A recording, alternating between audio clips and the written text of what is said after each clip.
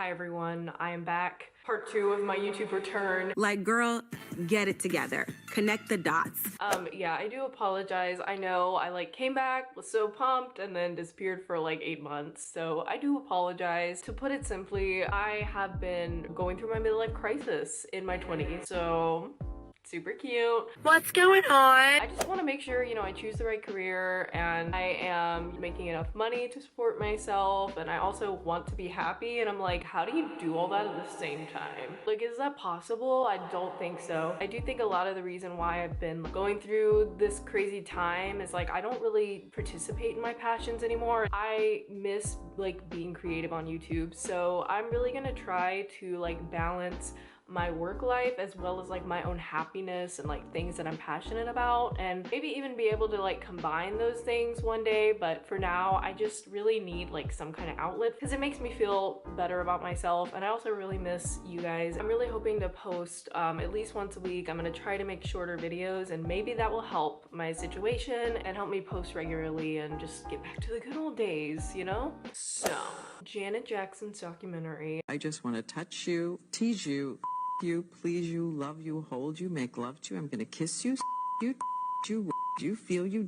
I know my things about the Jackson family because I do find that the Jackson family is very interesting to see like how each family member is and just like their history as a family. But Janet, I have a lot of respect for her. I think she's a very strong person who has just been through a lot. She will definitely always be remembered in the music industry, and she's a legend. I mean, that's just the truth. So today I decided I would talk about the major highlights in this documentary, so I'm not going to talk about every single thing. I definitely recommend that you watch it if you haven't watched it yet, but I just wanted to talk about the things that surprised me or like I didn't know. And again, I'm not like a huge Janet stan. In part 1, Janet said that she went through a lot of racism in her childhood from classmates and even teachers, and that's just so gross. Like, y'all are grown adults. What's really sad is that that was the same experience for so many other people of color. She also talked about how she felt left out. I know she mentioned that she felt left out when Michael was doing Thriller, but just like imagine all your brothers, this group that they have is just blowing up, and you're just like not really sure like where you fit in at that moment, because that's like a very different view for a child versus like, you know, growing up with your brothers and sisters and like going to school. I don't know, just normal like life things that are so different when the Jackson 5 like blew up. So I really felt for her. I will also say that Joe being controlling when it came to like the Jackson family business and like forcing Janet to do things, it really didn't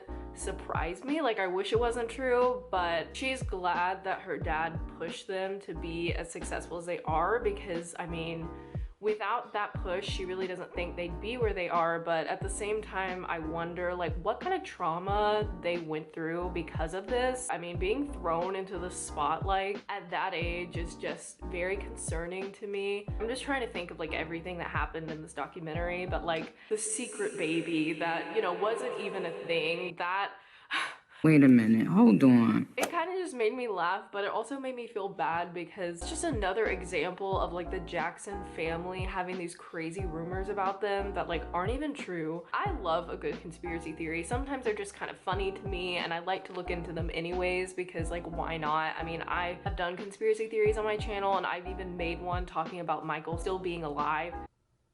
I can't really say much, but I mean, I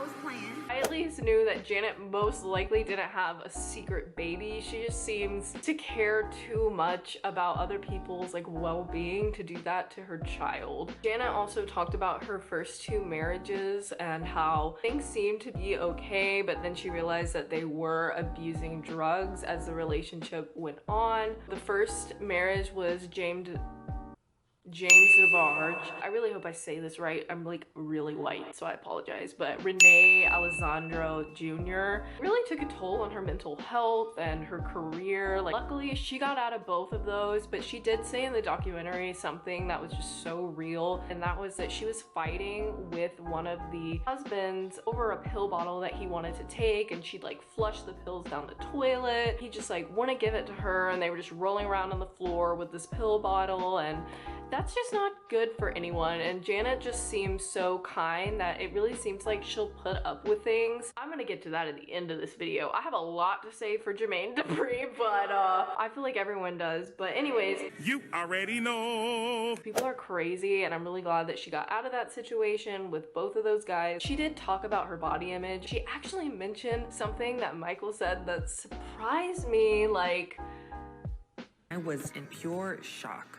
I thought I might have misheard. basically she said that Michael told her that she was heavy and compared her to animals in a barnyard.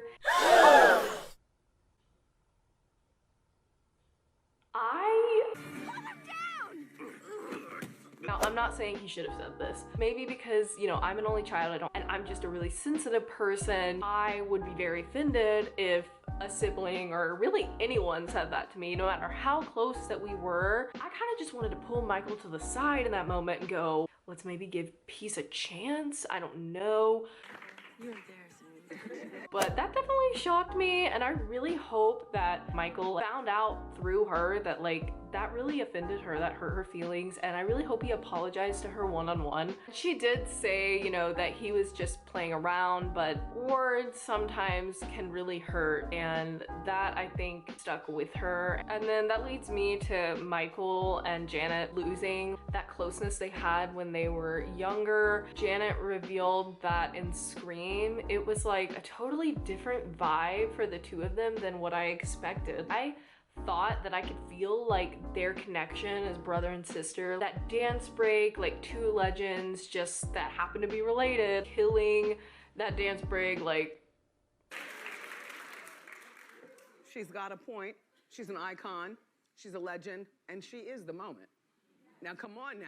I was living for that video. That's one of my favorite videos and favorite songs. So it really broke my heart to know that when they were on set, Janet felt like they were like in competition with one another, and it just was awkward and like super tense, and that made me really sad because I didn't see that at all in the video, and it really shows that you never know what's going on like behind the scenes. Another thing I didn't know was that Janet was actually offered to be the Coca-Cola generation. I don't know. She got offered to be in a commercial for Coca-Cola. That was a really big deal, but because of Michael's allegations coming out around that time, she actually lost that opportunity because she was Michael's sister. And I get that as a big company like that, you know, you really have to protect your brand, and you can't just let anyone like be the face of your product. It seemed a little much for me to just completely throw Janet out. Like, she had nothing to do with this really, and like we already know Michael wasn't guilty, so like the whole thing was ridiculous anyway. The bottom line is nothing was going on,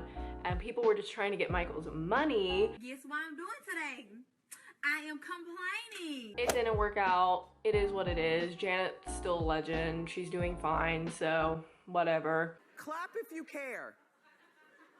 Clap if you care. Another reason that I really love Janet, despite being so famous, she's just really humble and seems so down to earth, and I feel like I could talk to her and it wouldn't feel like I was talking to a celebrity. She stuck with Michael, and I really do think that says a lot about her. I feel like she truly did care about Michael, which is such a relief because so many people used him. Unfortunately, when people think of Janet Jackson, usually the Super Bowl incident comes up, and that was talked about in this. She said, you know, Justin wanted to apologize for the whole nip slip situation. Glad he wanted to apologize, but I really hope he apologized to her rather than like just the public. Janet basically told him she didn't want him to apologize to the public because it was probably just gonna stir up more rumors and just create more like attention to it, and she kind of just wanted it to go away, which makes sense. He actually did end up apologizing publicly at the Grammys. Justin, after that situation, doesn't sit well with me.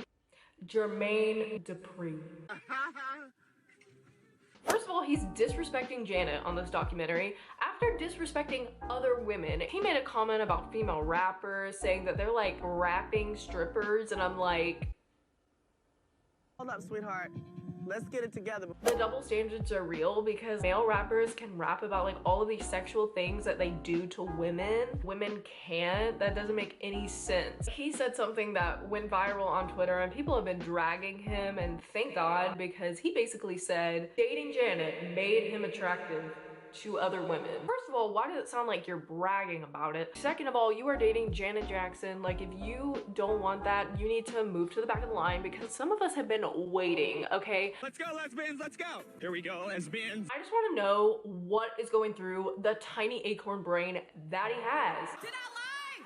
Did I lie? Thank you guys for watching this video. I'm hoping to post once a week, like I said. I did miss you guys, and I hope you all are doing well, and I will keep you updated on what is to come.